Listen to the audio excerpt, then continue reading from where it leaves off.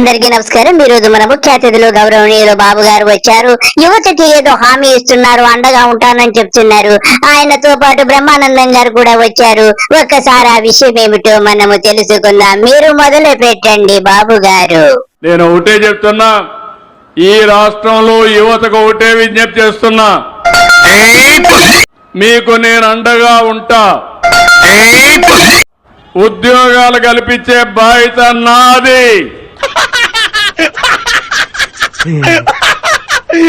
ఇప్పటికే మీరు చూస్తే 10 లక్షల కోట్ల రూపాయలు పెట్టుబడులు వచ్చాయి. తగ్గించుకుంటే మంచిది. ఇవన్నీ అయితే 9,50,000 మందికి ఉద్యోగాలు వస్తాయి. ఇక్కడ ఒకసారి చూసినప్పుడు నేను ఆ రోజు చెప్పింది 20 లక్షల ఉద్యోగాలు 5 ఏళ్లు ఇస్తా అన్నాం. ఈ 15 నెలల్లో 4,71,574 మందికి ఉద్యోగాలు ఇచ్చాం.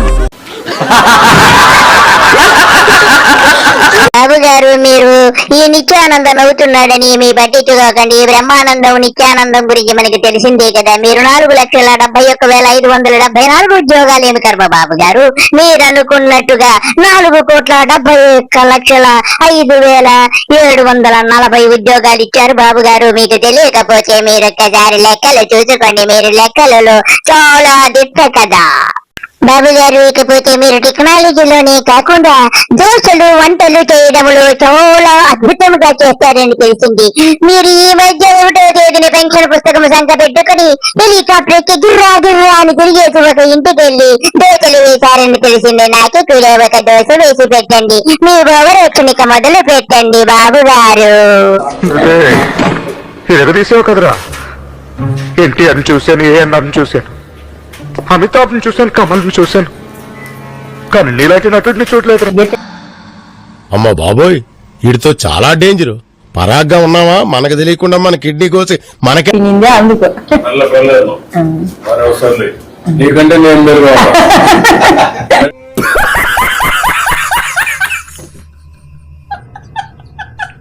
బాబు గారు, మీరు చేసిన వివరక్షణ చాలు. దోశ బాగా మాడిపోయింది. నీ ముఖం ఒకసారి అద్దంలో చూసుకోకపోతే మీరు బర్రెలతోటి ఎడ్లతోటి అన్నిటితోటి కూడా కరెంటు సృష్టిస్తానని చెప్పారట. అది ఏమిటో నాకు తెలుసుకోవాలని ఉంది. చెప్పండి సార్. కాన్సెప్ట్ ఏంటో చెప్పు. కాన్సెప్ట్ వచ్చి ఎడ్లతో బుల్స్ తో కరెంట్ ఉత్పత్తి చేయడం. శివాజీ నన్ను చంపాలని చూస్తున్నారా? అంబులెన్స్ ఫోన్ చేయరా. మామూలుగా పవర్ జనరేషన్ ఒకప్పుడు ఎక్కడి నుంచో వచ్చేది, థర్మల్ తోనే వచ్చేది. బొగ్గుతో కరెంట్ తయారు చేసేవాళ్ళం. తర్వాత వాటర్ తో తయారు చేయడం మొదలు పెట్టాం. తర్వాత ఎండతో కరెంట్ చేయడం మొదలు పెట్టాం. నెక్స్ట్ గాలితో కరెంట్ చేయడం మొదలు పెట్టాం. ఇప్పుడు బుల్స్ తో కూడా కరెంట్ తయారు చేసే పరిస్థితికి వచ్చామంటే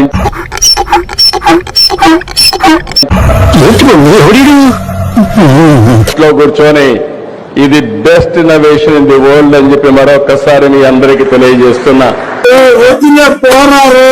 బాబు గారు, మీరు అనుకుంటే బర్రెల నుంచి గొర్రెల నుంచే కాదు, మీ ఇంట్లో లెట్రిన్ లో మీరు విసర్జనం చేసిన మలము నుంచి కూడా మీరు కరెంటు సృష్టించి రాష్ట్ర ప్రజలందరికీ ఇవ్వగలరు. మీరు సంపద సృష్టికర్త కదా బాబు గారు. మీ లెట్రిన్ లోనే మీ ఇంటి కరెంటు తయారు చేసుకుంటున్నారని నాకు తెలిసింది బాబు గారు. ఎంత గొప్పవారు బాబు గారు మీరు. ఇకపోతే బిఎన్ వెంకట కృష్ణ గారు, రఫు వెంట్రుక కృష్ణ గారు వచ్చారు. వారు బాబు గారి గురించి, వారి గొప్పతనాల గురించి చెబుతున్నారు. వారు అధికారం కోసం ఎంతటికైనా దిగజారిపోతారు. ఇంత పరమ నీచుడు ఈ ప్రపంచంలోనే ఉండడని చెబుతున్నారు. మరి వెంకట కృష్ణ గారికి ఎందుకు ఇలా బాబు గారిని అనవాల్సి వచ్చిందో నాకు అర్థం కావడం లేదు. వెంకట కృష్ణ గారు, మీకు మైండ్ దొబ్బిందా? ఏమైందో కొంచెము చెప్పండి సార్. అధికారం కోసం, పొలిటికల్ పవర్ కోసం ఆయన ఎంతకైనా తెగిస్తాడు. ఎక్కడికైనా వెళ్తాడు. ఏ స్థాయికైనా ఎక్కగలుగుతాడు, ఏ స్థాయికైనా తొక్కగలుగుతాడు, ఏ స్థాయికైనా ఎదగగలుగుతాడు, ఏ స్థాయికైనా దిగజారుతాడు. అది ఆ మనిషి యొక్క నైజం. అధికారం కోసం ఎవరినైనా దగ్గరికి తీసుకుంటాడు, ఎవరినైనా దూరం పెట్టేస్తాడు. ఆయన రాజకీయం చేసేది ప్రజల కోసం కాదు, పవర్ కోసం. పవర్ నిత్యం పవర్ కారిడర్స్ లోనే ఉండాలి. పవర్ లేకపోతే ఆయనకి పిచ్చెక్కినట్టు ఉంటుంది, కసుబుసులాడతాడు, లోపల అహం విషం అన్ని పొగలు గక్కుతూ ఉంటాయి అధికారం లేకపోతే. ఒక రకమైన నిస్పృహ ఆయన చుట్టూ అలుముకుంటది. కాబట్టి అది బయటికి కనపడకుండా ఒక దిక్కుమాలిన బింకాన్ని ప్రదర్శిస్తాడు. పైకి చాలా ధైర్యంగా కనపడిన విపరీతమైన భయం ఉంటుంది లోపల. వెంకటకృష్ణ గారు, బాబు గారికి అధికారం లేకపోతే శిస్సు పోసుకుంటారని తెలిసింది. వారిని చూసి వారే భయపడిపోతారట, చుట్టూరు మనుషుల్ని పెట్టుకుంటారని కూడా తెలిసింది. ఆయనకు అసలు సొంతంగా నిర్ణయాలు తీసుకునేటువంటి మైండ్ కూడా లేదని తెలిసింది. మీరే చెప్పండి. చంద్రబాబు నాయుడికి ఇంటిగ్రిటీ లేదు, అంటే సొంతంగా పనిచేసే ఇది లేదు, వ్యక్తిత్వం లేదు. ఎందుకు అంటే ఆయన చుట్టూ ఉన్న వాళ్ళ మధ్య ఆయన ఒక జైలు ఖైదీలా ఉన్నాడు. ఆయన అధికారంలోకి వచ్చిన ప్రతిసారి తలమాసిన సలహాలు ఇవ్వడానికి ఎవరో ఒకరు తయారవుతారు. వెంకటకృష్ణ గారు, మిమ్మల్ని మీ ఏబిఎన్ టీవీని రాధాకిట్ట గారిని కూడా అభినందించాలి. ఎందుకంటే ఉన్నది ఉన్నట్టు ఎంత చక్కగా చెప్పారు. అతనికి అధికారం వస్తాని ఎవడో చేతిలోకి వెళ్ళిపోతాడు, ఎవడో ఒక శుంఠలు సలహా ఇస్తారన్నారు. ఆ శుంఠలు మీరే కదా. మీ గురించి మీరు ఇంత చక్కగా చెప్పుకుంటారని నేను కలలో కూడా అనుకోలేదు వెంకటకృష్ణ. ఎందుకన్నాడో నాకు తెలియదు కానీ ఆయన ఒక ప్రిజనర్ లాగా ఉన్నాడు ఆయన చుట్టూ ఉన్న వాళ్ళ చేతిలో. ఆయన తీసుకునే నిర్ణయాలు సొంత నిర్ణయాలు తీసుకోలేడు మొదటి నుంచి కూడా. ఆయన చుట్టూ ఉన్న వాళ్ళ కోసం తీసుకుంటాడు. వాళ్ళ ఆలోచనల ప్రకారం ఈయన నిర్ణయాలు ఉంటాయి. కరెక్ట్, ఇది కరెక్ట్ గా చెప్పావయ్యా. చంద్రబాబు నాయుడు అసలు లీడరే కాదు. చంద్రబాబు నాయుడు అనే వ్యక్తి ఎక్కడ పుట్టాడు, ఎలా పుట్టాడు,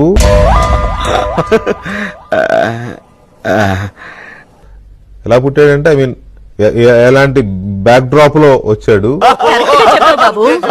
మామ పార్టీ పెట్టినా కూడా మామ పార్టీలో చేరకుండా కాంగ్రెస్ పార్టీ నుంచే పోటీ చేసి ఓడిపోయిన తర్వాత కదా ఆయన మామగారు పెట్టిన పార్టీలో చేరింది. కొంతమంది స్వార్థ ప్రయోజనాల కోసం చంద్రబాబు నాయుడు అనే నాయకుడిని తయారు చేశారంట. ప్రతి టర్మ్ లో పక్కన చేరి దిక్కుమాలిన ప్రణాళికలు రూపొందించి ఆయనను అందులోకి లాగుతారు. How shame it is. Venkatakrishna గారు, ఎంత చక్కగా చెబుతున్నారు సార్. మీకు ఏదో అయినట్టు అనిపిస్తుంది. మీకేమన్నా మైండ్ పోయిందా? బాబు గారు ఉంటే మీ పరిస్థితి ఏమిటి? వారు విన్నారంటే అబ్బాయి గారు మీ పేరును రెడ్ బుక్ లో కూడా చేర్చేస్తారు. ఇకపోతే ఆయన చుట్టూ వలయము ఉండాలంటారు. ఆ విషయం కూడా మాకు కొంచెము చెప్పండి వెంకటకృష్ణ.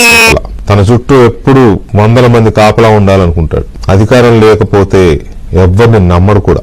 అధికారంలో ఉన్నప్పుడు అసలు నమ్మడు. ఎవరు ఏం చేస్తారో, ఎవరు ఎప్పుడు తనని దెబ్బతీస్తారో, తన నుంచి సర్వస్వాన్ని లాక్కెళ్లిపోతారో అనే భయం. ముఖ్యమంత్రి గారు జగన్మోహన్ రెడ్డి గారంటే భయపడటం నేను చూశాను. మనం కేవలం రాజుల కాలంలో చూసేవాళ్ళం. ఎక్కువగా మొఘల్ రాజుల టైంలోను, రోమన్ సామ్రాజ్యంలోనూ ఎక్కువగా ఇటువంటివి ఉంటాయి. అధికారం కోసం తండ్రిని చంపేయడం, భర్తను చంపేయడం, చాలా ఒక స్టోరీ. అవన్నీ సినిమాలన్నీ అవే కదా. వెంకటకృష్ణ గారు, ఎంత చక్కగా చెప్పారు సార్. మీ యొక్క డిబేట్స్ లో ఇంత చక్కటి డిబేట్ నా జీవితంలో చూడలేదు. మీకింత మారు మనసు ఎలాగొచ్చింది వెంకటకృష్ణ గారు? బాబు గారి నిజస్వరూపాన్ని ఎంత చక్కగా ఆవిష్కరించారు. మీకు నా అభినందనలు. లేకపోతే వెన్నుపోటు వీరుడి గురించి చెప్పడము చాలా ఆశ్చర్యముగా ఉంది. ఆయన ఔరంగజేబు అని గతంలో వాళ్ళ మామగారే చెప్పారు. ఒక్కసారి ఆ మామగారిని ఎన్టీ రామారావు గారిని ఒక్కసారి మనము గుర్తు చేసుకుందాం. పాపం ఆయన ఏ లోకంలో ఉన్నారో గాని ఆయనకు ఆత్మశాంతి కలగాలని మనమందరము కూడా భగవంతుని ప్రార్థిద్దాం. ఇకపోతే మన జగన్ గారు వచ్చారు. బాబు గారు ఇన్పుట్ సబ్సిడీ ఎంతో చక్కగా ఇస్తూ అందరినీ మన్ననలు పొందుతున్నారని తెలిసింది. వారిని పొగడుతూ ఉంచడానికి జగన్ గారు వచ్చారు. చెప్పండి ఇన్పుట్ సబ్సిడీ గురించి మీరు. మరోవైపు చూస్తే ఇన్పుట్ సబ్సిడీ అన్నది ప్రభుత్వ హయాంలో అసలు వాస్తవం ఏమిటి అని చెప్పి చూస్తే ఈ 16 ఐరన్ లెగ్ మన దీనపాదం కదా. నువ్వు ఎక్కడికి వెళ్తే అక్కడ ఓం నమః శివాయ కదా. బ్రహ్మానందం గారు, బాబు గారి లెక్క గురించి మనం ప్రత్యేకంగా చెప్పాల్సిన పని లేదు. 16 నెలలు ఆయన చేసింది శూన్యము, ఐరన్ లెగ్ కదా. 16 నెలల్లో ఈ 16 నెలలకు గాను ఎంతమంది రైతులకు ఇన్పుట్ సబ్సిడీ ఇచ్చింది అని చెప్పి ఒకసారి గమనిస్తే దాదాపుగా ఈ 16 నెలల్లో సైక్లోన్స్ కానీ ఇలాంటివి ఈ రాష్ట్రంలో పంటలు నష్టపోయిన పరిస్థితులు దాదాపుగా 2024 నుంచి చూస్తే, జూన్ నుంచి చూస్తే దాదాపు 16 సార్లు ఉత్పన్నమైనవి. జగన్ గారు బాబు గారు కాలు పెట్టారంటే రాష్ట్రము ఎడారిగా మారిపోవడం, లేదంటే అతివృష్టి వచ్చి మునిగిపోవడము ఖాయమని మీకు తెలుసు, నాకు తెలుసు. 16 నెలల్లో 16 సార్లు విపత్తులేమిటి, 1,000,000 సార్లు వచ్చినా ఆశ్చర్యం లేదు. మన బాబు గారి లెగ్గ మజాక ఐరన్ లెగ్ అని చెప్పడములో ఎంత మాత్రము సందేహము లేదు. ఈ 16 సార్లకు సంబంధించి ఎంతమంది రైతులకు ఇన్పుట్ సబ్సిడీ అందింది, ఎంతమంది రైతులకు నష్టపోయిన పరిస్థితుల మధ్య వాళ్ళకు ప్రభుత్వం తోడుగా నిలబడింది అని చెప్పి చూస్తే ఈ ప్రభుత్వం తరపు నుంచి గుండు సున్నా కనిపిస్తుంది. జగన్ గారు గుండు సున్నా కాదు, జగన్ గారు బండి సున్నా, మొత్తము సున్నాని శూన్యము. మన బాబు గారు లెక్క పెట్టారంటే రాష్ట్రము శూన్యమైపోవడము, ఎడారి అయిపోయి అడుక్కు తినడము ఖాయముగా కనపడుతుంది. ఇదండి ఫ్రెండ్స్, మనం ఎంతకంటే బాబు గారి గురించి ఏమీ చెప్పలేము. వెంకటకృష్ణ గారికి, అదే మన వెంట్రుక కృష్ణ గారికి మనం ఈ రోజు ధన్యవాదాలు తెలియజేసుకుందాము. అందరికీ నమస్కారము. బాయ్.